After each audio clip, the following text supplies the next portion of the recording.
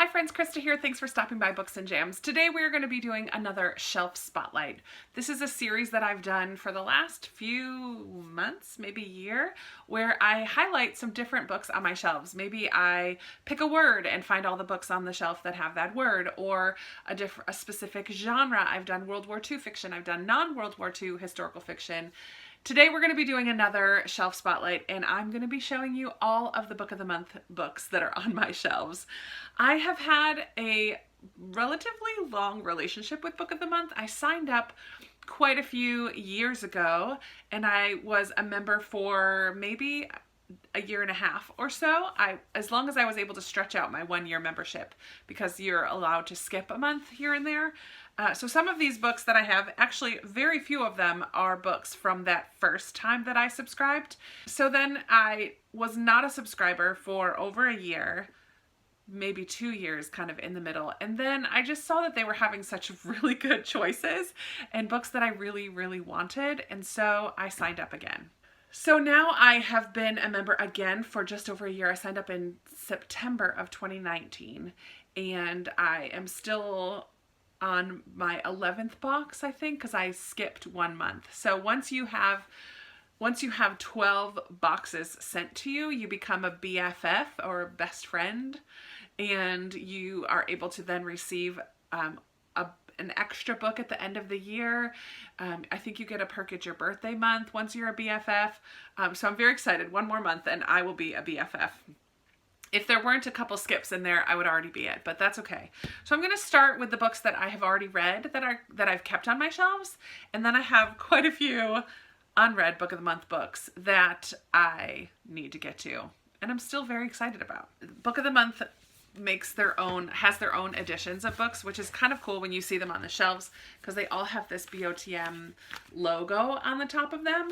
But another nice perk that they have is that on the back, I don't know that this really matters, but on the back it does say which month it was an option. So I have put these in order from both. I have both stacks in order, so I'm not going to go back and forth. But my red stack, I'll start from the oldest Book of the Month to my newest, and then I'll do the same with my unread stack.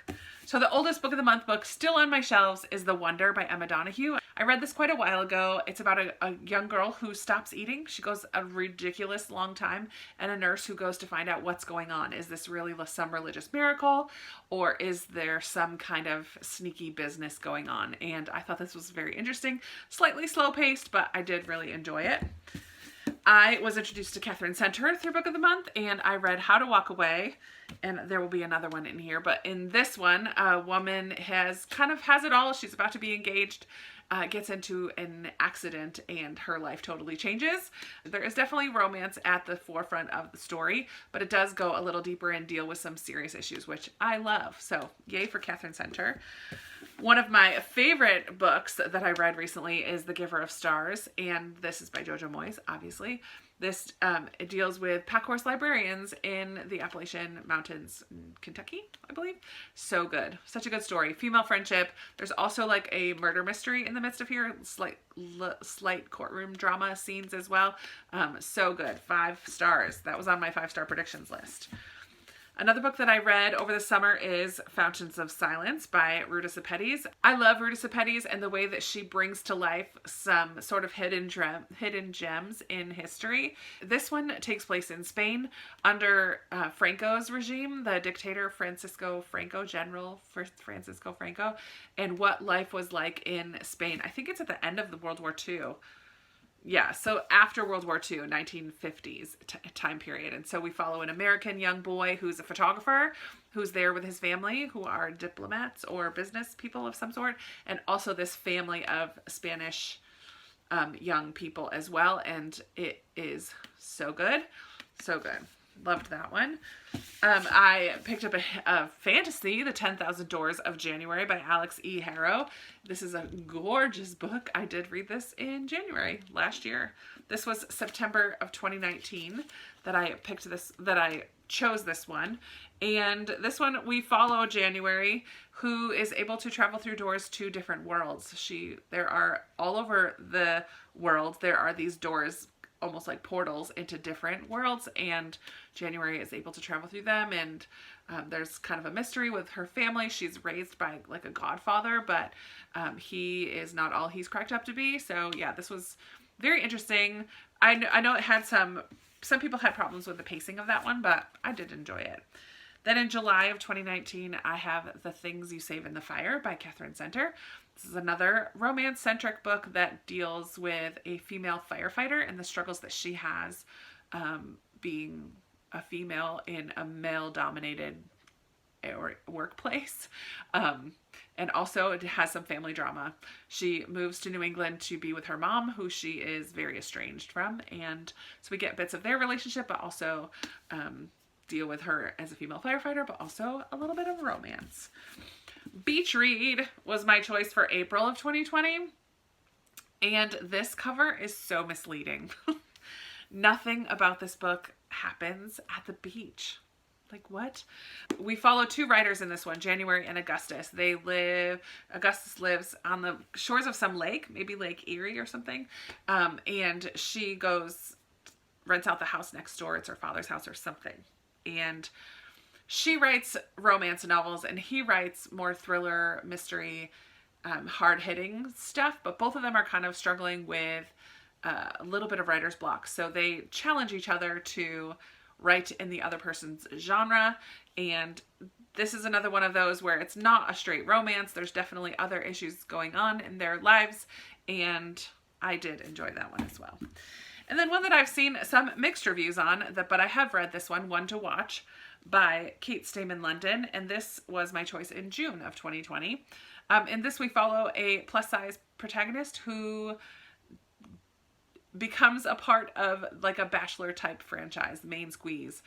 She writes about it in a vlog. She's a influencer and a blogger, and has quite a following, and kind of tears apart this show because of the type of people that it always casts on the show. And then they ask her to come and be the main squeeze, like the main person on the show. And she says, sure, I'm going to do it, but I'm not going to fall in love. So we know where that's going to go. I enjoyed it. I know as a plus size girl that it doesn't have, like, it's touted for having such great plus size rep. And I could definitely relate to some of the things that she experienced, but not everything. But that's kind of normal. I don't know. I liked it. Now we're going to switch gears and move on to the books that I have not read. So I don't know as much about all these. And in order to save time on this video, I'm not going to go into too much depth about any of them, but I do have them in order from oldest to newest. And I actually only have one from back in the day that I haven't yet read or gotten rid of. Yeah, so I only have one left from back then, and that is Perfect Little World by Kevin Wilson. And I am still very interested in reading this. And in this one, we kind of have a sociology experiment where they kind of pull these people away to live almost in a little commune and raise the children as joint, like, so it's not family units, but it's this like a little mini community. And and there's like a child psychologist who wants to see if that will change how these kids grow and develop or something like that. I don't know. It sounds so interesting to me, and I definitely still want to read it. We'll see when I can get to that one. That was from February of 2017. Now, moving into April of 2019, I actually did not buy this one from Book of the Month. I can see there's a sticker on the back from Second and Charles, which is my used bookstore. So I picked this one up during one of my splurges there with some credits. This is Beyond the Point by Claire Gibson, and I heard about this because I heard Claire Gibson being interviewed on Sarah's Bookshelves Live, the podcast, and it just sounded so interesting, and I loved their conversation. And I think we follow like some female friendships in here, and they go to West Point, the military academy, and we follow them back in their school days, but also afterwards, and how did their relationships change or last or whatever. It's much bigger than I thought it would be, but I'm very interested in that one. This book is from April of 2019, and this one was on so many people's like favorites of the year last year, and that's Miracle Creek by Angie Kim. I've heard so much praise for this. And I believe in this one, we follow this kind of submarine that has possible miraculous or healing powers, but then someone blows up the submarine and there's a kid who is injured or dies, and the family is on trial for it. So I believe there's like, well, this is like a courtroom mystery drama, but I'm told that it's very, very, very good. So I'm really excited about that one. I grabbed a YA fantasy, Song of the Crimson Flower by Julie C. Dow, and I honestly know nothing about this. I don't remember anything about it, but it has a gorgeous cover. The very short little summary at the end here says, in this fantastical tale of darkness and love, some magical bonds are stronger than blood. So it's a little bit of romance, fantasy, magic. It hit my interest. It piqued my interest when I saw it, and that was in November of 2019. Oh, I skipped this one because I think I picked this up later. This Tender Land by William Kent Kruger. This is on my 5-star predictions. I've heard so much praise for this one as well. And I believe in this one, it sort of has similarities to kind of a Huckleberry Finn situation. We have in the Midwest, this group of children, all boys, I'm not sure, who escape or run away from the school that they're a part of. They were kind of troublemakers, and I think they kind of crossed the line and they need to get out of Dodge. So they go rafting down a river. And I'm sure there's much more to it than that, but I've heard such high praise for that one, and it is on my 5-star prediction, so hopefully I'll be getting to this one relatively soon. Another book that is from 2019. This is the last one from 2019. Actually, yeah. This is the last 2019 one, and it's another one that I heard so much praise for at the end of last year. A lot of people had this on their favorites list. This is Dear Edward by Ann Napolitano. This is the one where there was a plane crash, and Edward is the only survivor, or maybe there's 2 survivors, but I've heard that this is just so good. Was super hyped in like podcasts and Instagram, and I just need to get to it. This one was kind of a surprise pick for me. This is from Jess Kidd, Things in Jars by and this was from January of 2020. This just sounded so weird to me, but then I heard Bree from Call Me After Coffee read it and really loved it. That little paragraph at the end says, blending darkness and light, Things in Jars is a mesmerizing novel that collapses the boundaries between fact and fairy tale to stunning effect and explores what it means to be human in inhumane times. And this does take place in Victorian London, which is a plus for me. But there's like a mermaid on the cover here. I don't know what that has to do with anything, but another book that I heard a lot about on the Currently Reading podcast, and actually I heard this author, Abi Dare, interviewed on the Currently Reading podcast. I think that was the one, the girl with the louding voice. Anyways, I chose this one in February of 2020, and I just heard such good things about the main character and her strength. I believe it takes place in Nigeria, I want to say. Yes. Aduni is the main character, and she is kind of forced into an arranged marriage, or is about to be into an arranged marriage, and she wants to go and pursue more education. And so I'm assuming she finds her voice throughout this book. We shall see. Another one with a gorgeous cover. All of these books have such pretty covers. This is from March of 2020, The Kingdom of Back by Marie Lu. I read back in the day some of Marie Lu's YA fantasy books and really enjoyed them. And I don't know if this is YA or not, to be honest.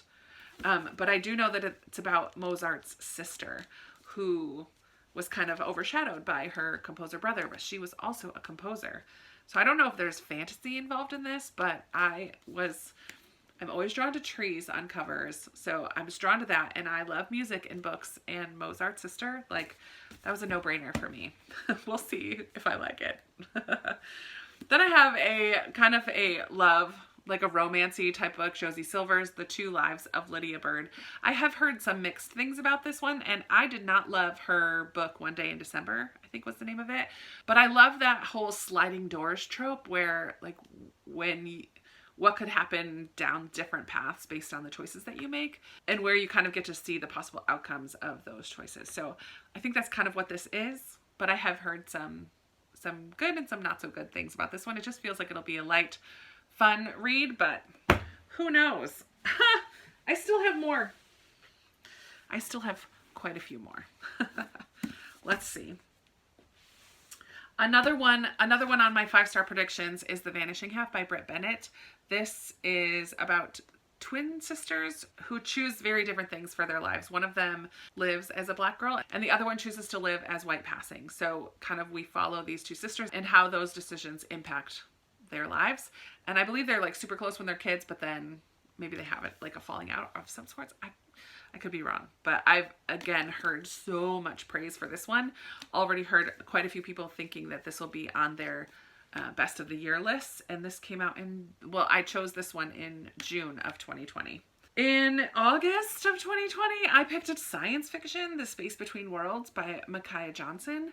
I'm not sure about this one, but it does have like these two worlds and there's some people who can go between them and you have like an alternate personality. Like you have a version of yourself that lives on the other world. And oh, I guess there's more. You have like multiple, it's a multiverse, not just two worlds, but there's like a multiverse and you have 8 different versions, potentially 8 different versions of yourself or something. I have heard some good things about this one though. I am very interested in reading more science fiction. I feel like the few science fiction that I've read over the last couple of years, I've really enjoyed. It's just not a genre that I tend to reach for. So I picked this one in August. Let's hope it's a good one. I grabbed this one from the No Shelf Control Swap group that I'm in on Facebook. This is Big Summer by Jennifer Weiner. This one does not have a date on the back. It says summer reads. And I don't remember that being a thing, but yeah, this is a mystery, I believe, that takes place in the summer. So little backstory. I was planning to do for December hyped books, like books that have been hyped this year that are on my shelves that I really want to read.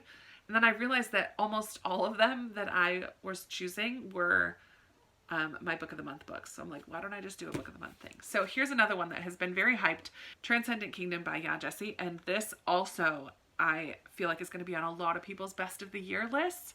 I grabbed this in September of 2020. I loved Homegoing by Ya Jessie and absolutely want to read more from her. And this I've heard is very different. We follow this young woman named Gifty who really struggles, who really works through science and faith and how those two things intersect in her life. I feel like this is going to be a little bit of a quieter novel. Like it's not going to have a very fast-paced moving plot, but people who've read it have absolutely loved it and I'm very interested. I might still get to it before the end of the year. Could it become a favorite of the year? I don't know. It's possible. In September, I picked up a nonfiction, Cast: The Origins of Our Discontents by Isabel Wilkerson. I saw so many people reading and raving about The Warmth of Other Suns, which is a book that's kind of on my radar and I'm on the hunt for. So in this one, Wilkerson deals with like the hidden caste system within American society. So like the different levels of economic status and different things and how that impacts life. And it's a historical take, but also a contemporary take as well. So I feel like I've heard that she does such a great job with her research and the way that she presents her research that it's readable and informative and important. And I'm glad that I chose to pick that one up. Okay, another one that it has potential to be on a lot of people's favorites of the year. From what I've heard so far. So I'm super eager to read it. I picked it up in October, and that is The Invisible Life of Addie LaRue by V.E. Schwab. The only V.E. Schwab book I've read was the first in the Shades of Magic series, A Darker Shade of Magic, and I really enjoyed that, but that was so long ago. But I've just heard so much praise for this book from people who've read it already. And they're making predictions. Many have made predictions that this will be on their favorites of the year. Addie LaRue is cursed somehow to live forever. In addition to having immortality, is that nobody will remember her. So she can meet people and have interactions, but they will not remember her until one day somebody does. What? I'm so interested in that. And then I talked about these last 3 because these were my choices for November. And I just did a haul not that long ago. So I have This Time Next Year by Sophie Cousins, which is kind of like a lucky and unlucky romance. I'm excited for that. I also grabbed A Rogue of One's Own, which is the sequel of Evie Dunmore's Bringing Down the Duke. So I'm excited for that sequel. And then also The Star-Crossed Sisters of Tuscany by Lori Nelson Spielman, which again deals with a curse. These sisters are, this family is cursed where the second born is never going to find love. But this takes place in Tuscany, and I'm assuming the second born is going to find love. I'm hoping. Rooting for her. So that is all of the Book of the Month books on my shelves. There are quite a few of them. Do you see any of your favorites? Do you see any that definitely I should try to get to? Do you see any that potentially could be favorites of the year that I should drop everything and read right now? I'm pretty set on my favorite of the year. I read it in January. But I'm open to finding a potential other one that could blow me out of the water. So I'm really excited about these books. I just love Book of the Month, and I'm continuing to just subscribe. I do have a link down in the description below for you to click on, and if you want to sign up for Book of the Month, you can sign up for you can do month by month or sign up for an annual subscription. And if you sign up with my link, you get a discount on your first month. It's $14.99 a month regularly. I believe your first month would be $9.99, and I would get a credit if you do sign up using that link. It's fun. I like it because it's kind of like a no risk in that if you don't like any of the 5 choices, then you can just skip the month. I like that there are choices, so I'm picking which book I get every month. It's not a surprise, and there's no fluff. There's no extra stuff. I mean, there's a bookmark. There's always a bookmark. So there's a bookmark in a book. Not a bad deal. So I would love to chat with you in the comments below about any of these books that you saw here today, or about anything else you want to chat about. You guys know I love talking to you down in the comments. And give this video a big thumbs up if you like it. Subscribe if you haven't already. And I will be talking to you in another video very soon. Bye.